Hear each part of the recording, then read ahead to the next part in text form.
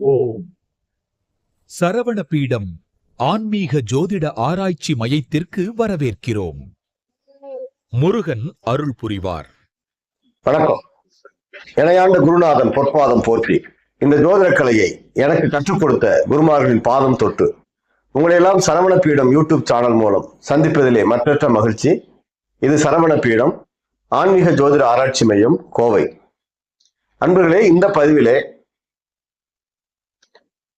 மேசம் ராசி மேச லக்னத்தில் பிறந்தவர்களுக்கு ஜாதக ரீதியாக பணம் வரக்கூடிய வழிகள், பணம் வருவதற்கான வாய்ப்புகள், பணம் வருவதற்கான ஜாதக அமைப்புகள், இதை பற்றி இந்த பதிவிலே பார்க்க இருக்கிறோம்.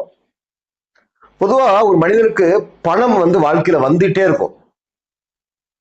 எந்த வழியிலிருந்து வருதுன்னு தெரியாம பணம் வந்துகிட்டே இருக்கும். சொல்லுவாங்க 4 வழியிலிருந்து பணம் வருது அவனுக்கு அப்படிம்பாங்க. அப்ப அந்த மாதிரி பணங்கள் கணக்கு இல்லாம ஒருத்தருக்கு வருது அப்படின்னா அதுக்கு அவனுடைய ஜாதக அமைப்பு தான் முக்கியமான காரணம். அதே மாதிரி ஒரு சிலருக்கு பணம் வாழ்க்கையில ஒரு கேள்விக்குறியாவே இருக்கும். ஒவ்வொரு விஷயத்துக்கும் பணத்துக்காக போராடிட்டே வாழ்க்கை நகர்த்துற அமைப்பு இருக்கும்.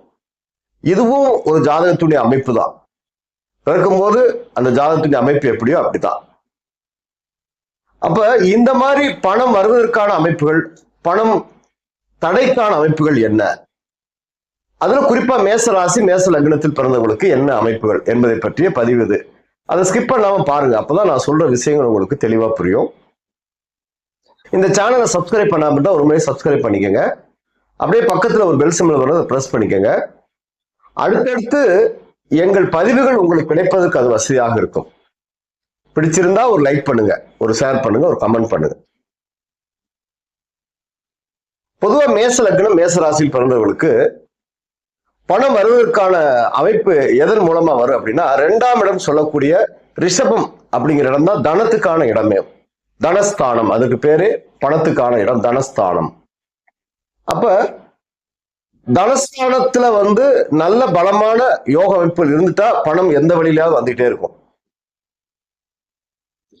இன்னொரு பாவம் 11ஆம் இடம் லாபஸ்தானம். அது கும்பம் சொல்லக்கூடிய அந்த இடம். மேசத்திற்கு 11ஆம் இடம் லாபஸ்தானம், கும்பம். அப்ப அந்த கும்பத்துல நல்ல அமைப்புகள் இருந்துட்டா 11ஆம் இடம் பலமாயிட்டா பணம் லாபங்கள் நிறைய வந்துட்டே இருக்கும். இப்ப இந்த 2 இடம் தான் பணத்தை ஒரு மனிதனுக்கு கொடுக்கக்கூடிய இடம். அப்ப அந்த மாதிரி 2ஆம் இடத்தினுடைய தன்மை, தனஸ்தானத்தின் தன்மை, தனாதிபதியான சுக்கிரன், அந்த சுக்கிர பகவான் அவர்களுக்கு அந்த ஜாதகத்துல நல்ல இடங்கள் பலமா இருந்துட்டா அந்த வாழ்நாள் பூரா அவர்களுக்கு பணம் எந்த வழியிலாவது வந்துகிட்டே இருக்கும். உதாரணமாக சுக்கிரன் 2ஆம் இடத்திலேயே ஆட்சி பெற்று அமர்வது.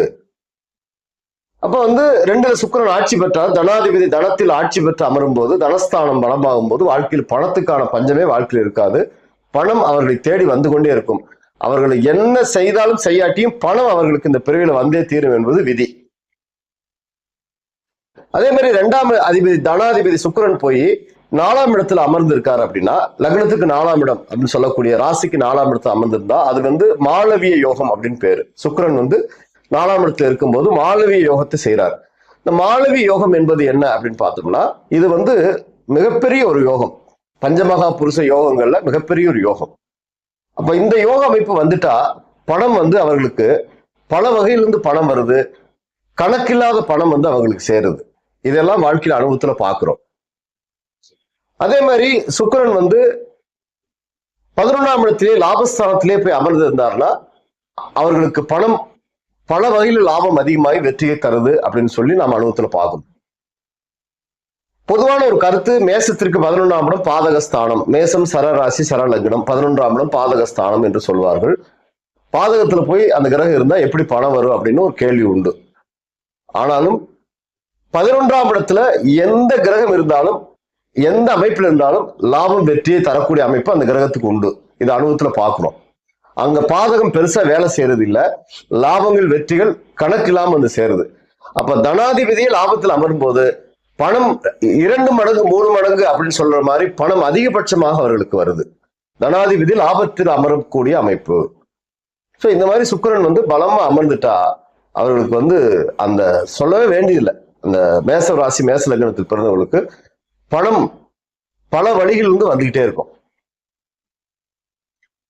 அடுத்து பணம் வரதற்கான இன்னொரு இடம் 11ஆம் இடம் சொன்னோம். அப்ப இந்த 11ஆம் பாவாதிபதி யாருன்னா சனீஸ்வர பகவான். சனி பகவான் போய் 2ஆம் இடத்துல இருக்கிறது, ரிஷபத்தில் சனி இருப்பது, இது மிகப்பெரிய ஒரு யோகம். லாபாதிபதி போய் 2ஆம் இடத்தில் அமரும் போது பணத்தை பல வகையிலேயே அவர்களுக்கு அதிகமாக தரக்கூடிய அமைப்பை ஏற்படுத்துது. இதையும் நம்ம அனுபவத்துல பார்க்கிறோம். அவர் பாதகாதிபதி 2இல் அமரும் போது பாதகத்தை செய்வார் அப்படின்னாலும் கூட, பாதகாதிபதியா இருந்தாலும் பலனை செய்வதில் தாமதப்படுத்தி நிச்சயமாக பலனை செய்யறாரு, அனுபவத்துல பார்க்கிறோம். உபஜயஸ்தானாதிபதி வெற்றிக்கான கிரகம் 11ஆம் இடம். அப்ப அந்த 11ஆம் அதிபதி அவர்களுக்கு வாழ்க்கையில பெரிய வளர்ச்சியை 2ஆம் இடத்தில் இருக்கும்போது தர்றாருங்க. அதே மாதிரி அந்த சனி பகவான் 11லயே ஆட்சி பெற்று அமர்வது. பொதுவா 11ஆம் இடம் சனிக்கு மிக மிக முக்கியமான ஒரு அருமையான இடம் நான் சொல்லுவேன். என்னுடைய அனுபவத்தில் பார்த்த ஜாதகங்கள்ல 11இல் சனி இருப்பவங்களுக்கு பணம் கொட்டோ ஒட்டுன்னு கொட்டிடுதுங்க. பல வகையில திடீர் தன லாபங்களை ஏற்படுத்தக்கூடிய அமைப்பு 11ஆம் இடம் தான். அதுல சனி அமர்ந்துட்டா அவர்களுக்கு தொழில் மிகப்பெரிய அளவுக்கு வெற்றியை கொடுத்து லாபங்களை அதிகப்படுத்தி நல்ல ஒரு பண வரவை ஏற்படுத்துது. அந்த மாதிரி 11ஆம் இடத்தில் சனி அமர்ந்தாலும் அது மிகப்பெரிய வெற்றிக்கான ஒரு அமைப்பு. அதே போல 2ஆம் அதிபதி போய் 11 அமர்ந்து 11ஆம் அதிபதி போய் 2ல் அமர்ந்திருக்காருன்னு வைங்க, பரிவர்த்தனைன்னு சொல்லுவாங்க. இது மிகப்பெரிய பரிவர்த்தனை யோகம். பணம் மிகப்பெரிய அளவுக்கு கோடிக்கணக்கில் பல 100 கோடிகள் 1000 கோடிகளாக பணம் புரளக்கூடிய அமைப்பு வந்துடும். பரிவர்த்தனை யோகம். மேச ராசி மேச லக்னத்துக்கு 2-11 கூடியவர்கள் பரிவர்த்தனை பெறும்போது இதெல்லாம் மிகப்பெரிய ஒரு யோகமாக பரிவர்த்தனை யோகமாக மாறிடும். அதே மாதிரி சனி பகவான் கேந்திர திரிகோணங்களில் இருந்தால் மிகப்பெரிய வெற்றி வாய்ப்பை தந்துடுறாருங்க. கேந்திர திரிகோணங்கள் 1, 5, 9 திரிகோணஸ்தானம், 1, 4, 7, 10 கேந்திர ஸ்தானம். இதுல போய் சனி அமர்ந்துட்டா மற்ற பலன்கள் எப்படியோ அதை பத்தி நாம இங்க பேசல. ஆனால் பணத்திற்கான அமைப்பு மிகப்பெரிய வெற்றியை தரக்கூடிய அமைப்பாக மாறிடுது சனி பலம் பெற்று அமரும் போது. அதே மாதிரி இந்த பணம் வரும் காலம் எடுத்துட்டீங்கன்னா, இந்த 2ஆம் அதிபதி தசா புத்திகள் வரும் காலத்துல பணம் நிறைய சேர்ந்துருதுங்க. அவர்களுக்கு உழைப்பில்லாமலே பணம் ஏதோ ஒரு வகையில சேர்ந்தது. எளிமையான சாதாரண உழைப்பிலே பெரிய அளவுக்கு பணம் சேர்ந்துருது.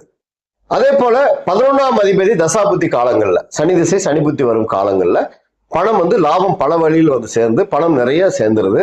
இதை அனுபவத்துல பார்க்கிறோம். இப்படிப்பட்ட அமைப்பு உங்களுக்கு மேசராசி மேச லக்னத்தில் பிறந்து 2ஆம் அதிபதி சுக்கிரனும் 11ஆம் அதிபதி சனியும் நல்ல கேந்திர திரிகோணங்கள்ல ஆட்சி உச்சம் பெற்று அமர்ந்து தசை நடத்திட்டாலா அந்த காலம் உங்களுக்கு வெற்றிக்கான காலம், பணம் வருவதற்கான மிகப்பெரிய காலம். தசை புத்தி இல்லாட்டியும் கூட இந்த அமைப்புல ஜாதகம் இருந்துட்டாலே உங்களுக்கு பணம் தேடி வந்துட்டே தான் இருக்கும்.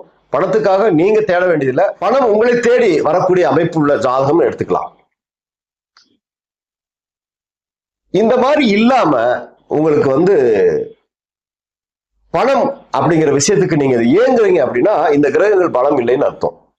சுக்கிரன் போய் தன் நீச்ச வீடுகள் அமரும் போது, 2ஆம் அதிபதி சுக்கிரன் போய் மேசத்திற்கு 6ஆம் இடம் கன்னியில நீச்சமா அமரும் போது, தனாதிபதி நீச்சம் பெற்று அமர்ந்தால் அப்படின்னா காலபுருஷனுடைய 2ஆம் அதிபதி இல்லையா, அவர் போய் காலபுருஷன் 6ஆம் இடத்துல நீச்சமா அமரும் போது பணம் அப்படிங்கிற விஷயத்துக்கு போராடுறாங்க. வாழ்க்கையில நிறைய பொருளாதார தடைகள் பிரச்சனைகளை வாழ்க்கையில சந்திக்கிறாங்க.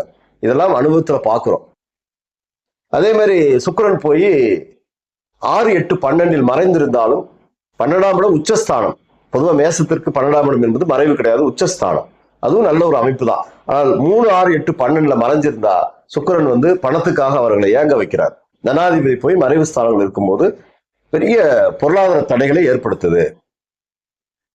அதே மாதிரி சனீஸ்வர பகவான் லாபாதிபதி போய் மேசத்திலே நீச்சமாய் அமரும் போது அங்க லாபம் வெற்றிகளை இழந்து பணத்துக்காக வாழ்க்கையில போராடுறாங்க. இதையும் அனுபவத்துல பாக்குறோம். அதே மாதிரி சனி பகவான் 3, 6, 8, 12 மறைவு ஸ்தானங்கள் இருந்தாலும் லாபங்கள் குறைஞ்சு பொருளாதாரத்தில் மிகப்பெரிய தடை தோல்விகள் அடைகிறாங்க.